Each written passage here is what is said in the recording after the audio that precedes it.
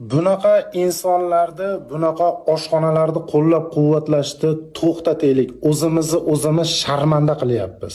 Kim like bosib qo'llab-quvvatlayapti? Mentalitetini sharmanda qilayotgan, ovqatlanishdagi bo'lgan urf-odatlarimizni yerga urayotgan, qadriyatlarimizni oyoq osti qilayotgan shaxslarni kim like bosib qo'llab-quvvatlayapti? Shu sharmandagarchilikga sharoit yaratib berayotgan, bu sharmandagarchiliklarni boshlab berayotgan oshxonalarga bazaviy hisoblash miqdorini 100 barabaridan boshlab jarimaga tortilish kerak. Chunki bunaqa oshxonalar o'zbeklar pul evaziga shunaqa ovqatlanadi degan mazmundagi videolarni olib tarqatishyapti.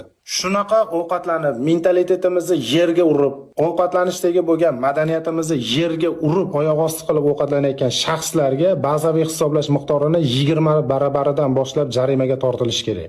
Oshxona, restoranlar ovqatlarini zo'rligi bilan tanilish o'rniga, servis xizmatini zo'rligi bilan tanilish o'rniga millatini sharmanda qilish, qadriyatlarini yerga urish bilan tanilish yo'lini tanlaganligi achinarli, absurd, sharmandali holat.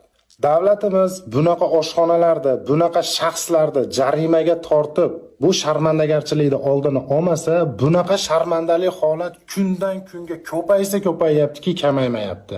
Aynan shunaqa oshxonalarga borib ovqatlanmanglar. Pul berib millatdoshini sharmanda bo'lishga sabab bo'layotgan, o'zbek mentalitetini yerga urayotgan, sharmanda qilayotgan, o'zbek urf-odatlarini yerga urayotgan bunaqa oshxonalar bizga umuman kerak emas.